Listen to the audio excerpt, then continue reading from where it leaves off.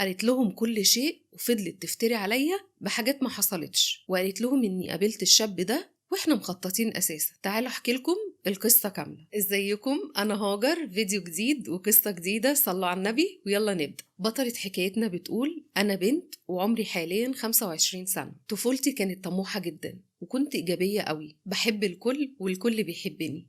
علاقتي بأمي وأبويا كانت مميزة جدا. عندي 3 إخوات ولاد وبنت، وفيهم أخ وأخت أكبر مني. علاقتي بيهم كانت عادية. وعندي أخ عاجز أكبر مني ب4 سنين، عنده شلل في الحركة بسبب وقوعه في المستشفى أول ما اتولد. بحبه قوي، هو أغلى شيء في حياتي ومتعلقة بيه قوي. وعندي أخ أصغر مني ب3 سنين وهو كمان بحبه جدا. علاقتي بأختي مش أحسن حاجة. لما كنت صغيرة كنت بعاني منها، كانت بتضربني وأهلي مش موجودين، وكمان بتهددني إني ما أقولش لأمي. كانت بتغير مني قوي، وبسبب غيرتها تخيلوا عملت إيه؟ قصت لي حواجبي. وقال إيه؟ كانت حجتها تضحك قوي، تقولي أصل هم هيضايقوا عيونك. طبعا وقتها أمي ضربتها علقة والموضوع عدى. أختي اتجوزت لما كان عمري 10 سنين. حسيت وقتها إني ارتحت خلاص وبنيت علاقة قوية قوي بأخويا الصغير. كنت أنا وهو عاملين زي التوأم بالظبط، وعشنا أيام حلوة قوي مع بعض. كنا الصبح نكسر بعض من الضرب، وبالليل نرجع أحلى صحاب. كنا بنذاكر مع بعض وبنتحدى بعض مين فينا هيجيب أعلى درجات. أفتكر إني كنت أدخل أوضتي من الصبح مخرجش منها إلا بالليل وأقعد أذاكر وبس، ومع ذلك هو يجيب درجات أعلى مني. مع إن أخويا محمد كان يدخل غرفته ساعة واحدة بس ويطلع، وكان إيه؟ يبقى حافظ المادة كلها ما شاء الله. بداية قصتي لما كنت في الصف الرابع في رحلة مدرسية. كنت ساعتها في مدرسة مختلطة. وقتها كنا راكبين الباص اللي كان بيسوقه جدي أبو أبويا. كنت قاعدة جنب صاحبتي وورانا ولد قاعد في الكرسي اللي ورانا، كان من فصل تاني ما كانش من فصلي، يعني ما كنتش أعرفه. والولد ده كان قاعد يخبط في الكرسي بتاعي برجله. كنت ساعتها ساكتة لحد ما زودها قوي ولفيت زعقت له، قلت له: انت بتعمل ايه؟ انت زهقتني، بطل بقى، ده باص جدي. فضل يضحك وما قالش حاجة. رحنا الرحلة وخلاص. المهم مع الأيام بقيت ألاحظ إن الولد ده بيبص عليا كتير قوي في ساحة المدرسة، وكل ما كنت أبصله يبعد عينه. وفضلنا على الحال ده لحد ما خلصت ابتدائي لمدة 2 سنين. وقتها نقلت الإعدادي وكنا بنات بس، وما بقيتش أعرف أي حاجة عن الولد ده نهائي. لما بقى عمري 16 سنة أخويا الكبير اتجوز، أخد وقتها بنت خالتي، وكانت علاقتي بيها سيئة جدا. كانت بتحب تقارن نفسها بيا طول الوقت. أفتكر مرة كان عندنا حفلة في العيلة وكنت مجهزة فستان هلبسه، وساعتها عملت مشكلة وجن جنانها على أخويا لأنها بس عايزة فستان زي فستاني، وفضلت تقنعه إن دي حفلة بنات بس ومفيش رجالة، يعني عادي. لكن أخويا رفض لأن ببساطة فستاني كان قصير شوية. لكن هي ما سمعتش كلامه وراحت الحفلة بفستان قصير. ولما رجعت أخويا عرف وخلاها لمت هدومها وعلى بيت أهلها. حتى افتكر وقتها إن هما كان عندهم مناسبة وأخويا وقتها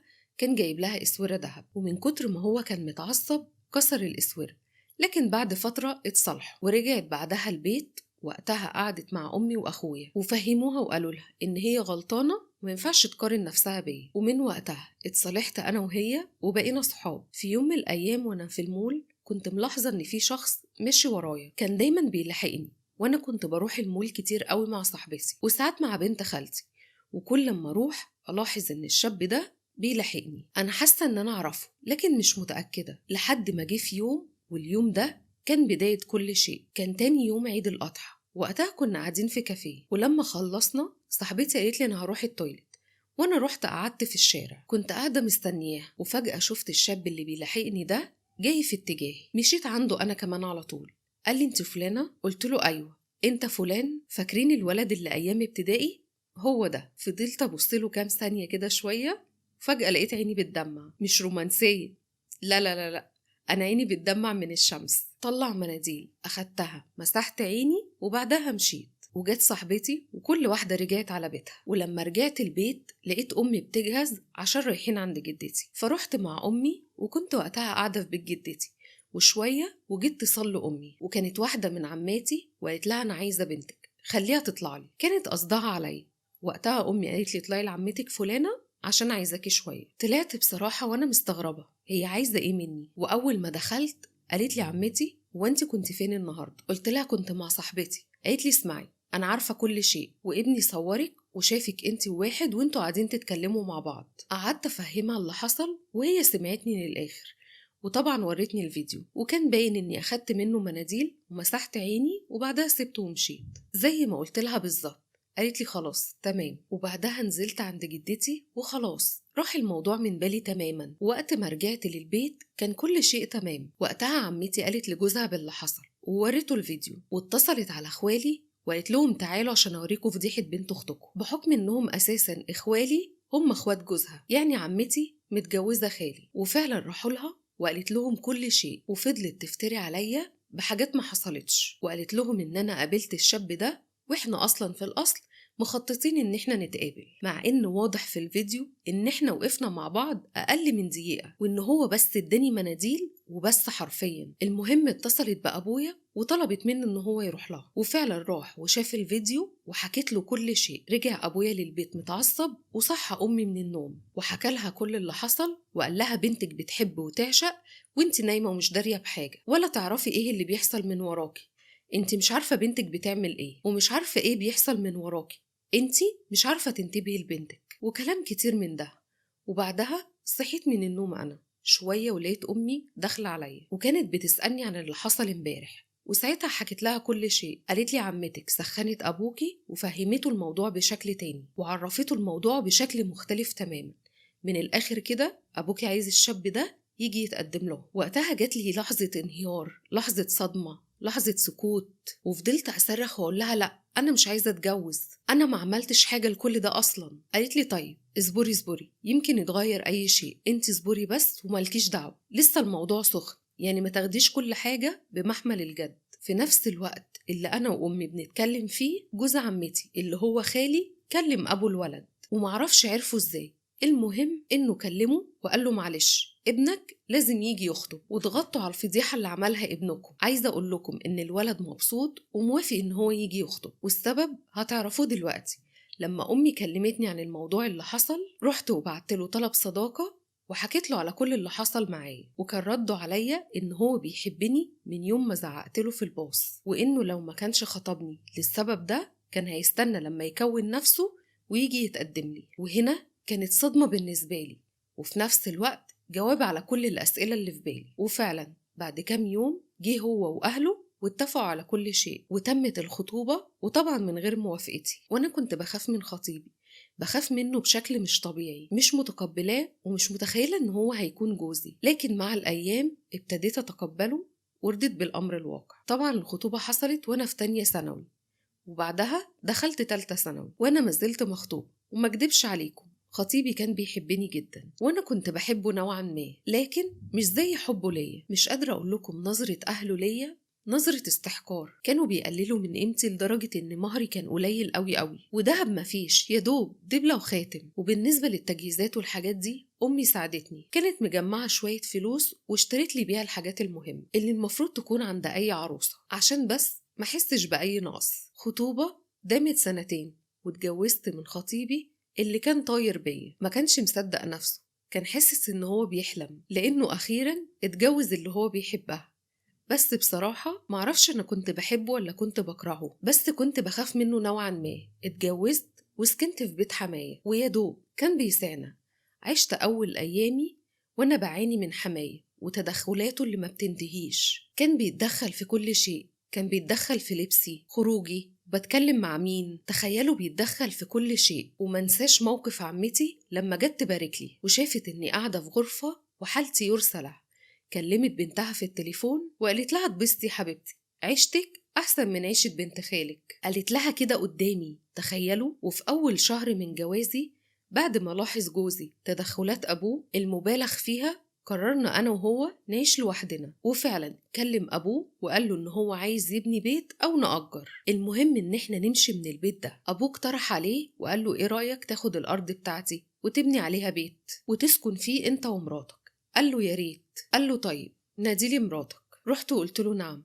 قال لي هاتي دهبك ومبروك عليكم الأرض. وقتها جبته واديتهوله من غير أي تردد. المهم جوزي دخل 3 جمعيات وكانوا بمبلغ كبير قوي بس عشان يجمع لنا مبلغ ونقدر نبني بيت، والمهم نبعد عن بيت أهله تماما. وأنا كنت عارفة إن الموضوع ده هياخد وقت كبير، بس اخترت إن أنا أصبر. وفضلنا قاعدين في بيت أهل جوزي لمدة 3 سنين، 3 سنين وأنا بعاني، لحد ما جه في يوم من الأيام خارجين أنا وجوزي، كنا رايحين نشتري لبس العيد وأنا لابسة لبس محتشم، لكن حماية فضل يقول لي إيه اللي انت لابساه ده، ويقول لجوزي إيه اللي مراتك لابساه ده، هو أنت سايبها تطلع كده قدام الناس؟ قال له اللبس مفيهوش حاجة، محترم ومحتشم وانا موافق ان هي تخرج بيه. حماية بصله وضغطه ارتفع، او هو اللي عايز ضغطه يرتفع. المهم طردني انا وهو وقال له يلا انت وهي، مش عايز اشوفكم تاني في البيت. وفعلا جمعنا حاجتنا ورحت البيت ابويا.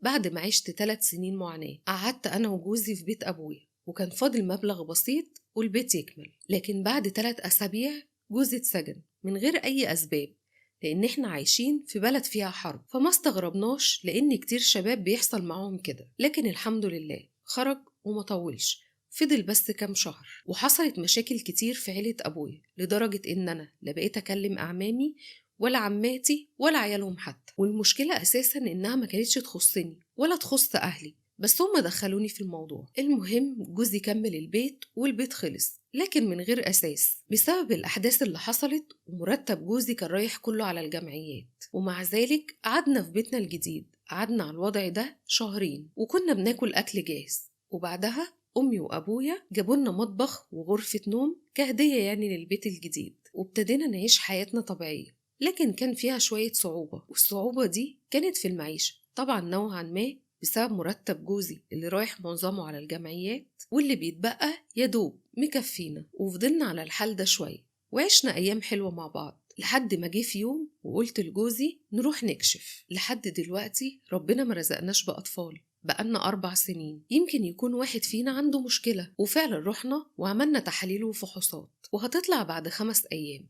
وقتها وعدنا بعض لو واحد فينا عنده مشكلة التاني مش هيسيبه. المهم طلع في مشكلة عند جوزي، مش قادرة أقول لكم على كمية الزعل والحالة النفسية اللي هو دخل فيها. ومع ذلك ما فقدناش الأمل، وفضلت واقفة جنبه، وقررنا إن إحنا مش هنقول لحد حاجة أبدا. المهم بعد فترة ربي أخد لي حقي من عمتي، واللي عملته فيا أخد حقي منها في بنتها، اللي قالت لها أنت عايشة عيشة أحسن من عيشة فلانة. بنتها اتطلقت من جوزها والسبب كان يصدم، لكن اللي أقدر أقوله إن قريبتي هي اللي غلطانة مش جوزها. وبعد الطلاق عمتي فضلت تدافع عن بنتها وتقول هي اللي طلبت الطلاق. وبعد فترة اتجوزت من شخص تاني، وللأسف اتطلقت لنفس السبب، بس المرة دي كان معها ولد. وفعلا يا جماعة الدنيا دوارة. المهم في الوقت ده رجعت علاقتي بأهل جوزي كويسة، وأخو جوزي الصغير خطب بنته وما كانش عايزها. وقتها قال لحماية إن هو عايز يفسخ الخطوبة، وهو أبدا، قال له اتجوزها وبعد 6 شهور شوف لك حجة وطلقها. انت عايزني أخسر ولا ايه؟ أنا بكره حماية جدا كره انتوا مش هتتخيلوه. إنسان مقزز، تصرفاته مش مريحة أبدا. المهم أبشركم إن جوزي بعد 3 شهور عمل فحص وفي أمل، وإن شاء الله أمل كبير جدا. وحاليا مستنيين ربي يرزقنا بالولد الصالح، والحمد لله عايشة مرتاحة مع جوزي. فاضل شوية ديون علينا وبعدها نرتاح منها نهائي. أتمنى إنكم تدعولي إن ربنا يرزقنا بالذرية الصالحة عن قريب. وبس كده، هي دي كانت قصتي، انتهت قصة النهاردة، واستنوني في فيديو جديد. مع السلامة.